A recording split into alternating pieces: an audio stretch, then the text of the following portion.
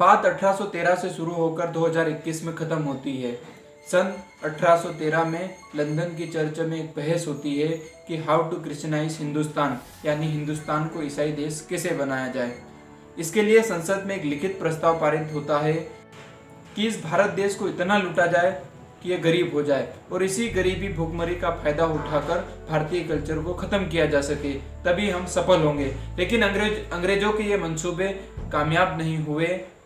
अंग्रेज 1947 में भारत छोड़कर चले जाते हैं, लेकिन अपने पीछे चर्च और उनके अनुयायियों को छोड़ जाते हैं। इनके लिए ही सन 1999 में नवंबर माह में रोमन कैथोलिक ईसाइयों के आध्यात्मिक नेता एवं वेटिकन के तत्कालीन पोप जॉन पॉल द्वितीय भारत आते हैं।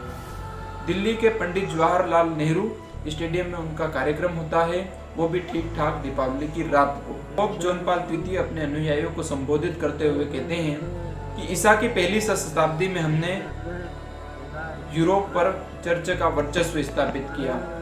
ईसा की दूसरी शताब्दी में हमने उत्तर एवं दक्षिण महाद्वीपों अफ्रीका को चर्च के गोद में लाए।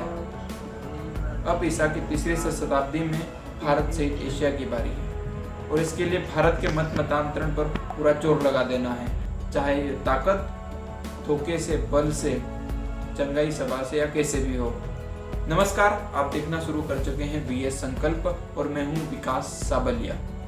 राहुल का क्या बयान है, मोदी जी क्या कह रहे हैं, टिकैत का क्या कहना है, किसान आंदोलन कब तक चलेगा, टूलकिट या अन्य विवादित बयान, राजनीतिक खबरों के अलावा भारत के भोले भाले हिंदुओं के बीच जीसस की अवैध संतानें क्या कुल खिला रही है, वो भी एक बार देख लेना चाहिए, क्योंकि पोप ने 21 साल पहले जो कहा था वो कहीं सही ना हो जाए।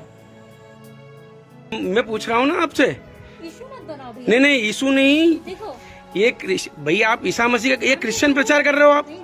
नहीं क्रिश्चियन प्रचार कर रहे हो, ये क्या है? ये दोनों चीजें बता रही हूँ। ये एक महिला आई है और ये प्रचार कर रही है ईसा मसीह का। ये बाजना में आके घर घर जाके पर्चे बांट रहे हैं। सबको नहीं बता रही हूँ, है ना? नहीं सभी को नहीं, किसी को जरूरत नहीं है। क्यों? आपको है क्या जरूरत? आपको है क्या जरूरत? ये ईसा मसीह का प्रचार कर रहे हैं, आपको जरूरत है क्या ईसा मसीह की? तो नहीं इशू नहीं, तो आप यहाँ क्यों आए हैं, कहाँ से आए हैं, किसने भेजा है? क्या आपको हॉस्पिटल वालों ने भेजा है? नहीं आपको हॉस्पिटल वालों ने भेजा है क्या?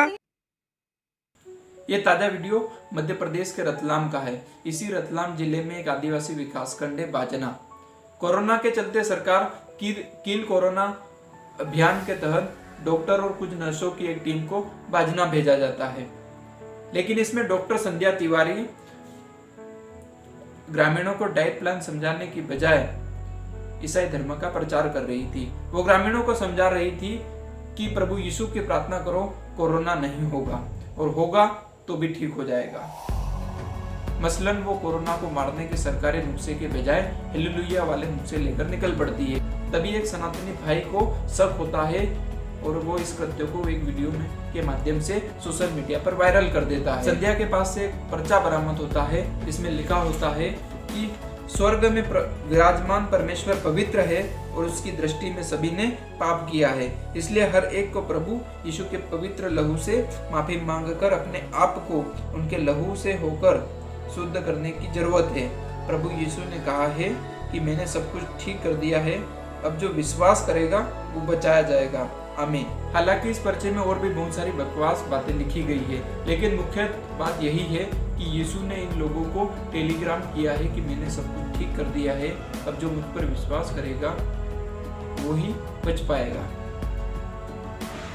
अब बड़ा सवाल, क्या सच में ऐसा होगा? इसके लिए कुछ आंकड़े देखते हैं। एक अंग्रेजी वेबसाइट है वेटिकन न्यूज। इसी वेटिकन न्यूज की 17 मई की एक रिपोर्ट है कोरोना को लेकर कि कोरोना के चलते भारतीय चर्च ने 160 पादरियों को खो दिया। ये आंकड़े 10 अप्रैल से 17 मई के बीच के हैं। रिपोर्ट अपनी चिंता जाहिर करते हुए लिखती है कि आंकड़े बहुत खतरनाक हैं, क्योंकि हमारे पास केवल पूरी दुनिया में 30,000 पादरी हैं।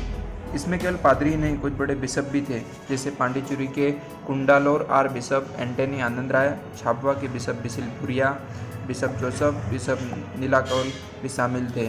फिलहाल भारत में 26 ननन और 14 पादरियों का इलाज चल रहा है। इसके अलावा केरल के मुल्लार में एक वार्षिक कार्यक्रम में शामिल चर्च ऑफ साउथ इंडिया के 100 से ज़्यादा पादरी कोरोना पॉजिटिव पाए गए हैं। इस कार्यक्रम में शामिल हुए 2 पादरियों की मौत भी हो गई है और कई जिंदगी और मौत के बीच तड़प रहे हैं।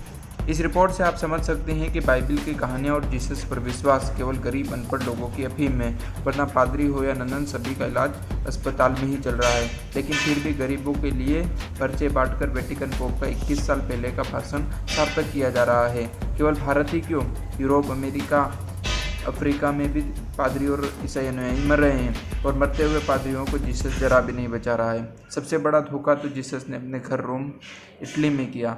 यहाँ तो सैकड़ों पादरी और ननों की मौत हो गई है।